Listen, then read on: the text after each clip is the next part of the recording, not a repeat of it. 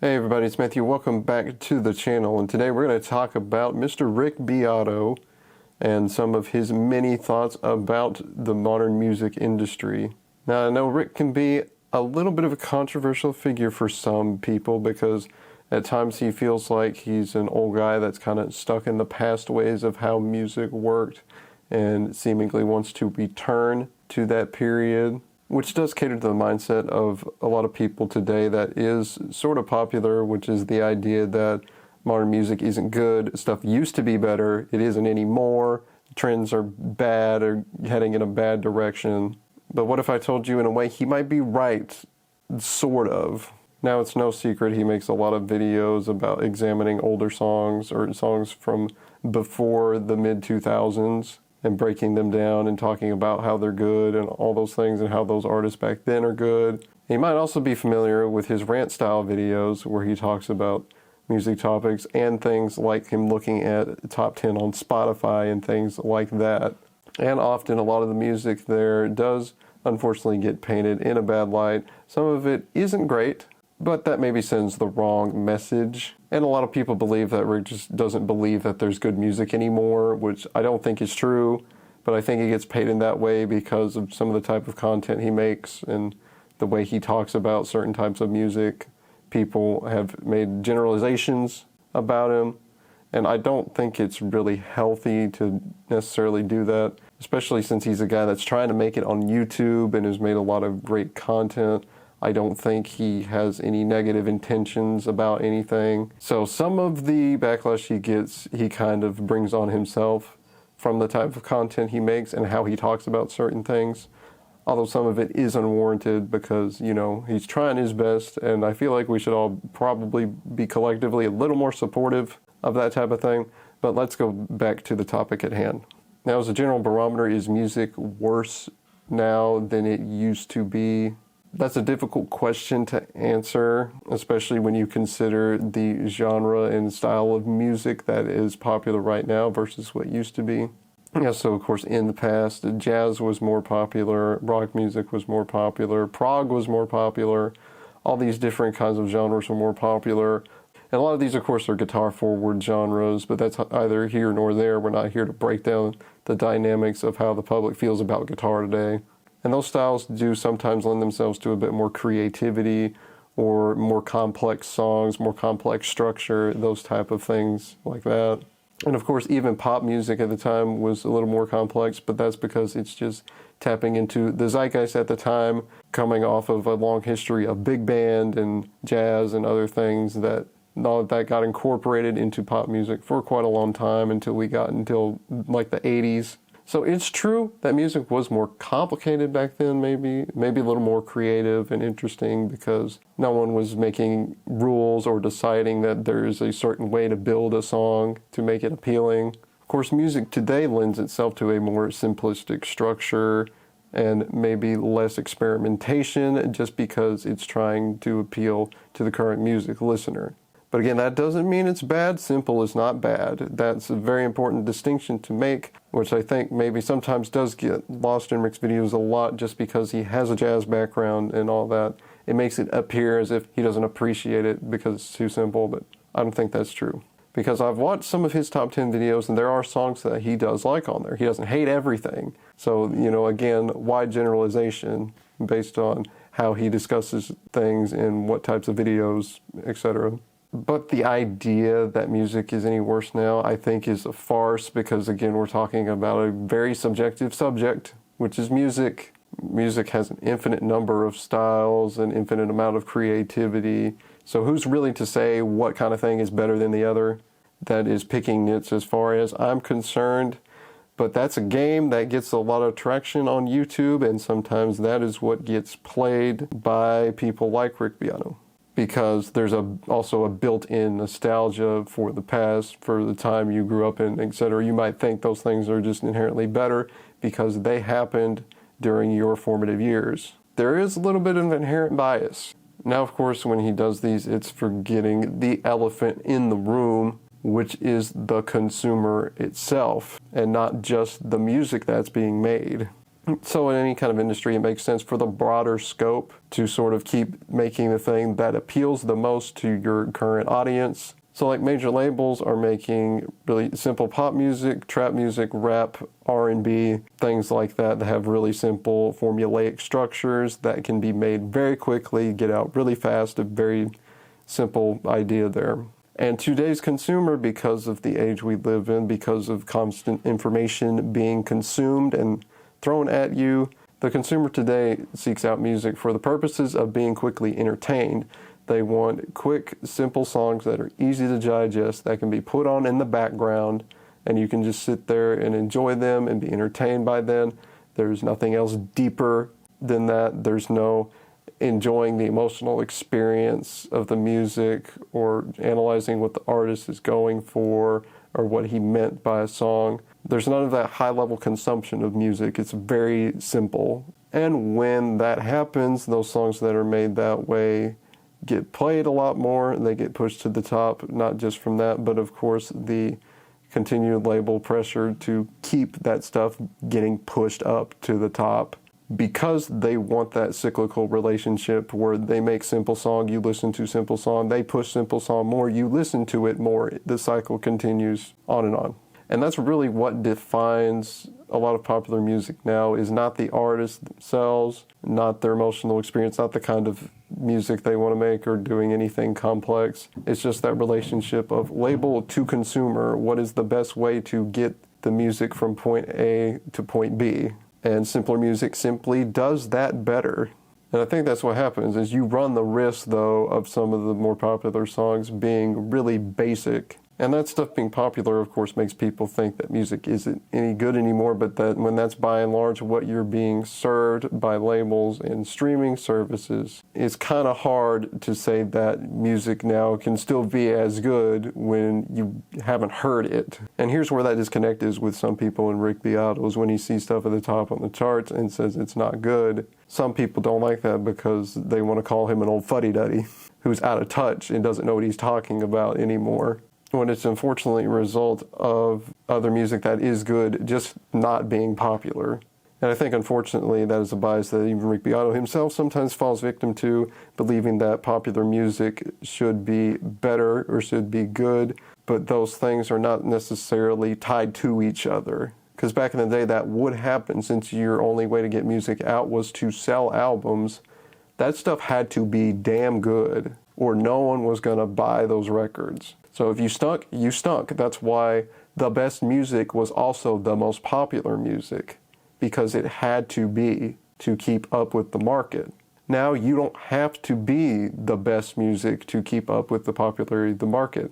I already described what criteria you need to meet with the music for it to be consumed now, especially since you can instantly consume a song without having to spend a cent. And that's the thing. There's no incentive for the music to be good. The only incentive is for it to be simple and replayable and easy for the listener to digest. We've talked about these things before, I think, on the dang social media ruining music video that I did before.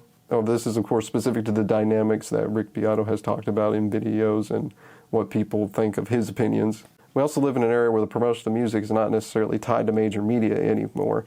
That's why, as Rick points out in his latest video about algorithms ruining music, was that major media and the record labels typically worked pretty close together to promote different music and different artists. That's why you had eras of music that got specifically designated as the type of music that was the zeitgeist at the time, because that's what the media also pushed in addition to the record labels. So you had these very specific defined instances of time where certain types of music were the definitive popular music. And of course, he says today those lines have gotten blurred because a lot of music now is personally curated to a person based on what they're already listening to from streaming platforms and things like that. So there's not a definitive popular thing at a specific moment. The popular thing is whatever you happen to like at that time and other artists that are similar, because that's what you keep getting fed. So if you keep listening to the regular simple pop stuff that's at the top of the charts,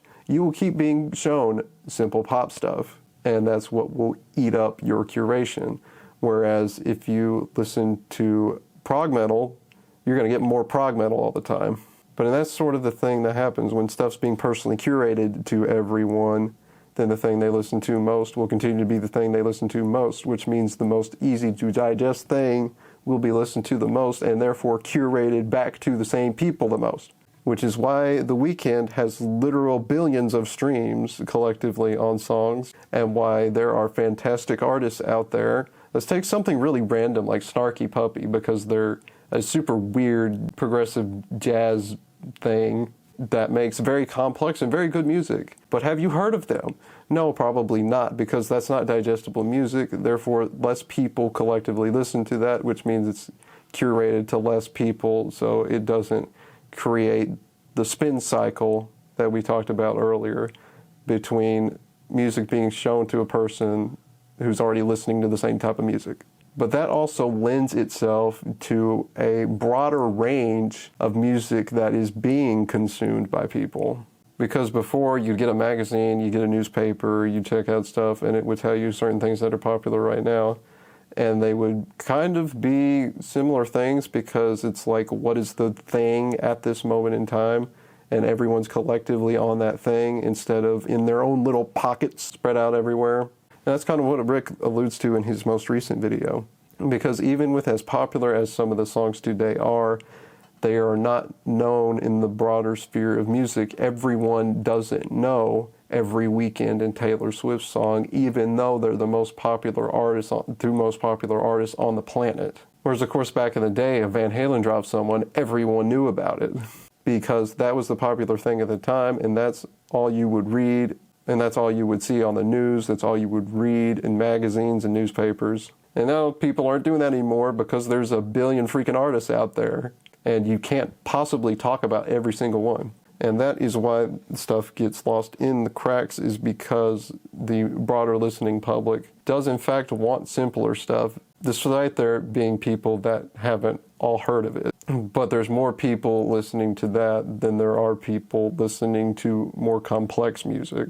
And this is where the wheels fall off the wagon, is that great music exists everywhere, probably more abundantly than it did before, because literally anyone can make a song and put it on a streaming service now.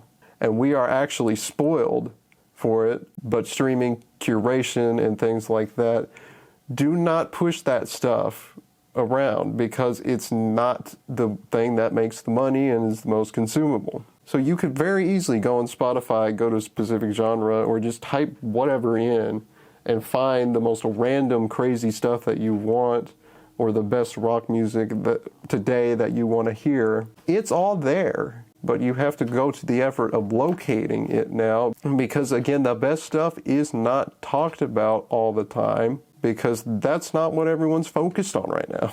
So something like Rival Sons, they're an incredible rock band, and they do not have nearly the traction that the popular artists today do. And a lot of people may have not heard of them that would absolutely love to listen to their music, but it's because they got to go out of their way to find it.